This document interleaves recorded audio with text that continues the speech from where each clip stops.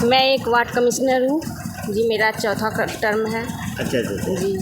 और प्रशांत किशोर जी मुझे बहुत अच्छे लगे। उसका जब हमने सुना तो उसके वीडियो देखा तो बहुत और मुसलमानों के लिए हर नेता ने जूझ करने का काम किया है, लेकिन प्रशांत किशोर जी जगाने का काम किया है। हम मुसलमानों को जगाने का काम किया है, इसलिए हम प्रशांत किशोर जी। जन स्वराज ने एक मीटिंग बुलाई है। पूरे बिहार से मुसलमानों को ख़ास तौर से बुलाया गया है कि आप अपनी भागीदारी राजनीति में सुनिए। ओवैसी साहब का क्षेत्र डिक्लेयर्ड है, क्या उनसे नाराज़गी है क्या आप लोग? नहीं, ऐसी कोई बात नहीं है, ऐसी कोई बात नहीं है। ओवैसी साहब अपनी जगह पे हैं, हम लोग। पटना जन स्वराज पार्टी के राजनीतिक में जो हलचल जो मचा दिए हैं पीके साहब, आज पहुंचा है पटना। हमारा ये पूरा टीम एक एक बातों को निगाह रखेगा। पटना में ये कौन से राजनीतिक में करवट फेरेंगे, इनका जो सीधा जो दावा राजद पर जो इनका अटैकिंग है, आज पटना के इस गोष्ठी से पता चल जाएगा, मीटिंग हॉल से, कि क्या इसके पड़ेगा प्रभाव।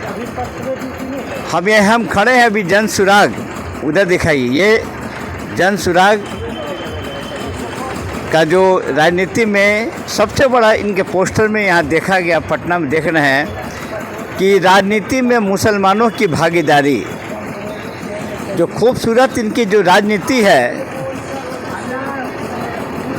जो पीके जी का, कि मुसलमानों की भागीदारी यानी राजद को और जदयू से तोड़ करके ये जो एक अच्छी राजनीति जो कर रहे हैं, वाकई में इसका पड़ सकता है असर। अभी इनका प्रोग्राम शुरू हुआ नहीं। हम अपने दर्शकों को बताना चाहेंगे कि एक वही जगह है जहाँ ये अभी गेट खुला नहीं, अभी प्रोग्राम अभी शुरू हुआ नहीं, और पूरा उन्होंने बापू सभाघर गांधी मैदान पटना को उन्होंने ये कब्जा किया। ये हम थोड़ा सा आदमी से बात करते हैं। एक मिनट सर, आप मीटिंग में आए हैं ना? अजय, क्या नाम है आपका सर? मेरा नाम डॉक्टर गाजी शारिक अहमद जी। ये कैसा मीटिंग आज? आज जन स्वराज ने एक मीटिंग बुलाई है। पूरे बिहार से मुसलमानों को ख़ास तौर से बुलाया गया है कि आप अपनी भागीदारी राजनीति में सुनिश्चित करें। उसके लिए आप क्या चाहते हैं, कैसी व्यवस्था बनाई जाए ताकि आपको आपका हक़ भी मिले और दूसरे की हक़ तलफ़ी भी ना हो। तो इस सिलसिले में एक बड़ा इजलास है आज, जिसमें ये चर्चाएं होंगी कि जन स्वराज से हमें क्या एक्सपेक्टेशन है और जन स्वराज की तरफ से बात होगी कि वो क्या देना चाहते हैं। फिर बात होगी कि मुसलमान आखिर किस तरफ जाएगा। अच्छा, ये आप पूरा बिहार डिक्लेयर्ड है कि आप कम से कम राजद की तरफ आप लोग हैं, नीतीश जी की तरफ है। अचानक जो भीड़ जो हम देख रहे हैं, अचानक क्या नाराज़गी है राजद से कोई या नीतीश जी से?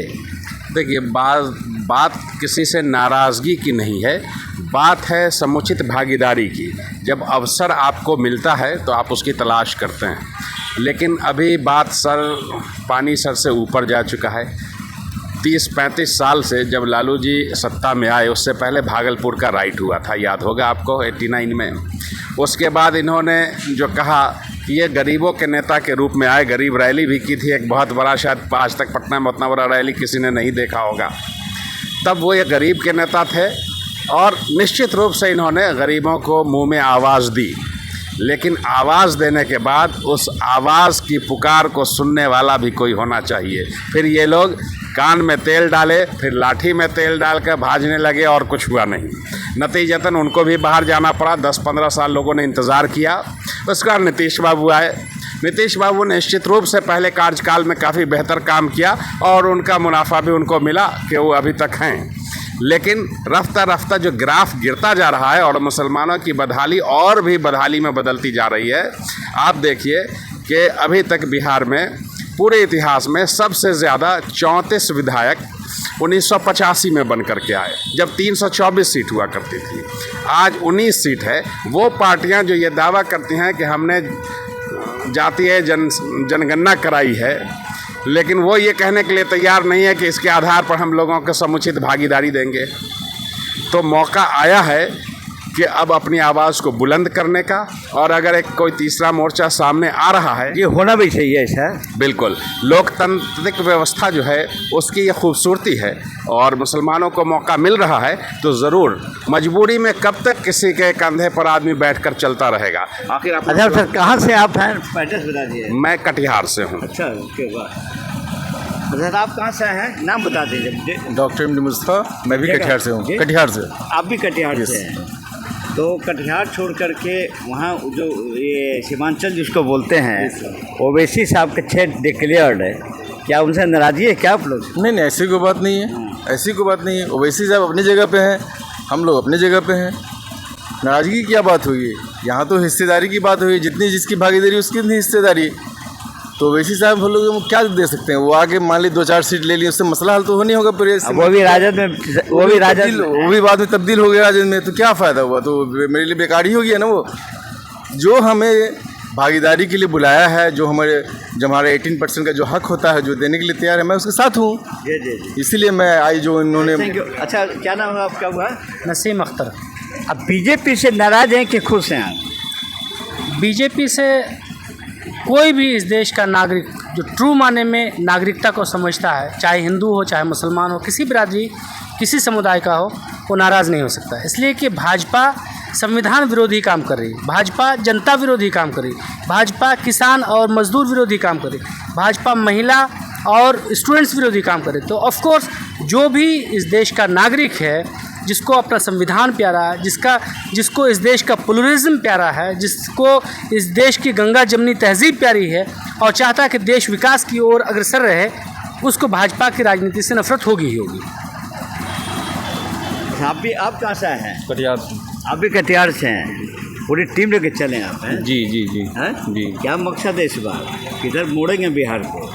प्रशांत किशोर की ओर, सब लोग प्रशांत किशोर। तब फिर तेजस्वी यादव कहाँ जाएंगे, भावी मुख्यमंत्री? तेजस्वी यादव आप ही लोग बोलते थे कि भावी मुख्यमंत्री मुसलमानों के क्या क्या है सब, अचानक परिवर्तन अभी कैसा है? करंट पूर्णिया में चुनाव हुआ है, तेजस्वी यादव से जाके पूछिएगा, उसने मंच से कहा था 2 ही पार्टी भारत में है, इंडिया और एनडीए। अगर इंडिया को वोट नहीं देगा तो एनडीए को वोट दे दो। तो ये बात पूछ लीजिएगा तेजस्वी से जाके, ये बात क्यों कहा था। इतने पे आप नाराज हो गए? बहुत सारी बातें हैं, हमारी भागीदारी जो मिलनी चाहिए वो भागीदारी तो हमको मिल नहीं रहा है ना। आज रणनीति फैसला करेंगे कि आज कर लिए हैं? वो सब चीज़ तय हो चुका है। अच्छा। आने वाला वक्त बता देगा उसका क्या हाल होने वाला है। मैम नमस्कार आपको। मैम क्या नाम है आपका? जी मैं गजाला खातून। आप मैम कहाँ से आई हैं? जी मैं कटिहार से। आप भी कटिहार से हैं। आप कैसे परिवर्तन हो गई? महिलाओं के मुख में मोदी जी ने 3 तलाक क्या क्या दिया, आप कैसे इसमें जा रही पार्टी में? मैं एक वार्ड कमिश्नर हूँ जी, मेरा 4था टर्म है। अच्छा जी।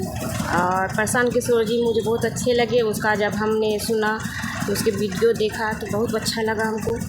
और मुसलमानों के लिए हर नेता ने जूझ करने का काम किया है, लेकिन प्रशांत किशोर जी जगाने का काम किया है, हम मुसलमानों को जगाने का काम किया है, इसलिए हम प्रशांत किशोर जी के साथ।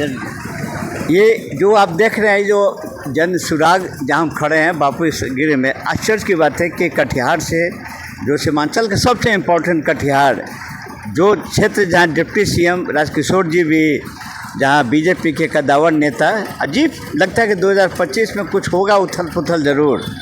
लेकिन लोगों का कहना यह भी है कि जनसुराज पार्टी जो पीके साहब हैं, रणनीतिकार हैं और कमर्शियल आदमी हैं, ये पॉलिटिक्स को पहचानते हैं, सभी दलों में रह करके इन्होंने अनुभव प्राप्त करके, ऐसा ना हो कि अपने मुख्यमंत्री बनने के लिए सब, तो उनका ऐसा तो नहीं कि अपने स्व मुख्यमंत्री, लेकिन हमारा चैनल ने पिछला बार आवाज़ उठाया था, जब उनके त्याग तब कही जाएगी कि आज अनाउंसमेंट करें या हमेशा करें कि अगला जो मुख्यमंत्री इनके पार्टी का मैं नहीं होऊंगा, दूसरा होगा। देखते रहेगा चैनल, फिर मिलते रहेंगे। जय हिंद।